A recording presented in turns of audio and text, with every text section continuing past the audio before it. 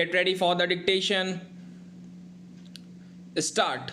Supreme Court did well to extend to the disabled the relaxations given to SC/ST in holding that people suffering from disability are entitled to the same benefits and relaxations as candidates belonging to the scheduled castes. The Supreme Court has recognized the travails of the disabled in accessing education or employment regardless of their social status.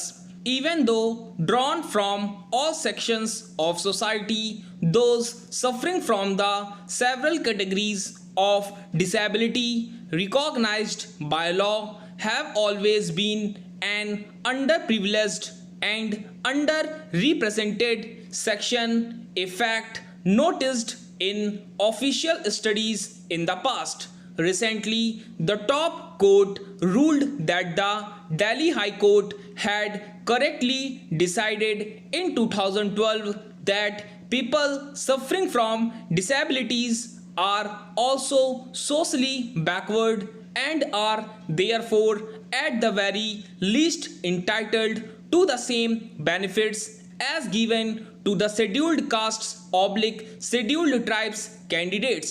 Therefore, it took the view that when SC/ST candidates get a relaxation of a certain percentage of marks to qualify for admission, the same relaxation shall apply to the disabled candidates too. In the 2012 case before the High Court, a university had allowed a 10% concession in the minimum eligibility requirement for SC/ST candidates and 5% concession for disabled applicants. The High Court ruled against this differential treatment, terming it discriminatory. The larger principle behind this was that without imparting proper education to those suffering from disabilities, there cannot be any meaningful enforcement of their rights both under the Constitution and the then prevailing 1995 legislation on providing equal opportunities to the disabled and protecting their rights.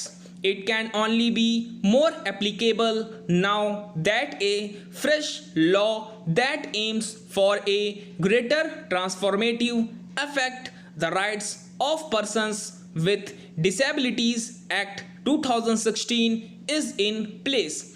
A counterpoint to the idea of eliminating the discrimination between the disabled and the scheduled castes and scheduled tribes may arise from those questioning the attempt to equate physical or mental disability with the social disability and experience of untouchability suffered by marginalized sections for centuries. For instance, the social background of disabled persons from a traditionally privileged community may give them an advantage over those suffering from historical social disability. However, this may not always be the case. The Delhi High Court had cited the abysmally low literacy and employment rates among persons with disabilities. Educational indicators captured in the 2001 census showed that illiteracy among the disabled was much higher than the general population figure.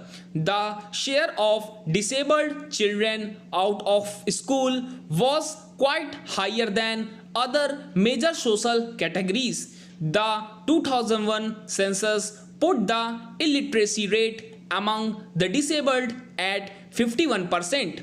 There was similar evidence of their inadequate representation in employment too. The 2016 law sought to address this by raising the quota for the disabled from 3% to 5% and envisaging incentives for the private sector to hire them too.